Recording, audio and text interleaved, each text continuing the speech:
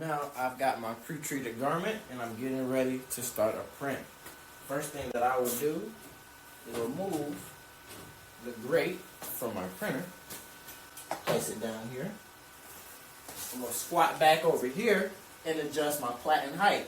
Typically when it comes to t-shirts, I do the number 2 setting, but sometimes depending on the thickness of the shirt, I will need to increase it.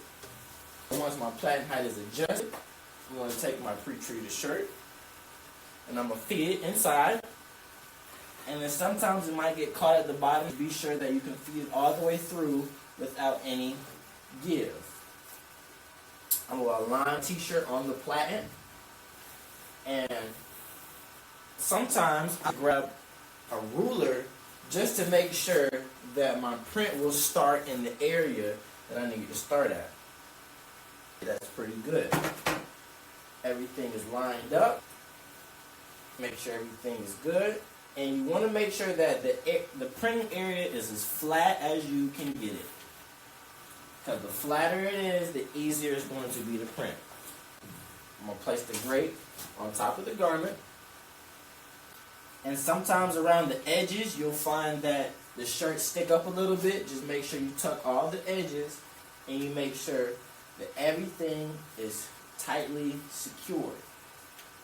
A pro tip, when I'm printing on small size t-shirts, sometimes the seams can peek over on the platen and make an uneven surface. To help with that, I'll go down and I'll adjust my settings to number 3. 2.5, but typically 3 allows me to be able to print without having any errors. Because sometimes what happens is, once it prints its first, let's say it's doing a double pass, and it prints the first layer and it comes back to print the second one, during that time the shirt may compress in and it starts to create little I don't know what it would be called, but the shirt starts to lift up around the edges. And so if it goes back for a double pass, it might hit the sensor and then you'll have to adjust it while it's on here. But if it's already printed once and you need to make an adjustment, you can sometimes have problems with a print alignment. To avoid that completely, have it on a low enough setting, it still doesn't hit the sensor. Everything is tightly packed in, making sure I push in my sides, try to make the area as flat as I can make it. And when I'm ready to print, all I do is press the print button. It will begin to load.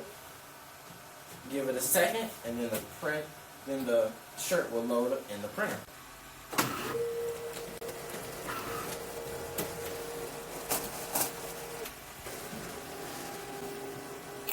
Alright, so this is what we have here.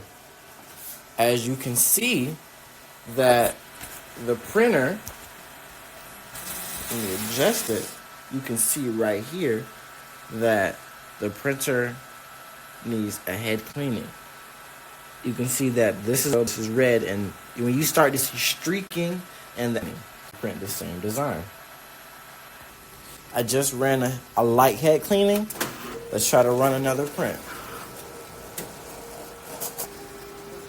Alright. So right here, these are the newest prints, and you will start to see the difference. So this is pre-treated right here. Now I'm looking at it, and I see that my colors are still not, because if you look closely, you'll see streaks in the design. When you see streaks in the printing, that means there needs to be a print head cleaning. And I think a medium print head should do the job.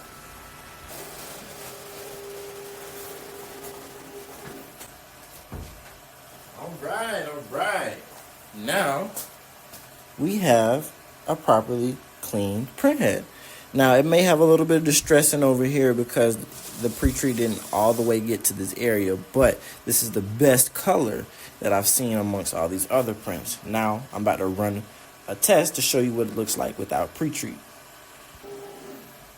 Alright, so over here you will see at the end of the design that, hold on, let me adjust.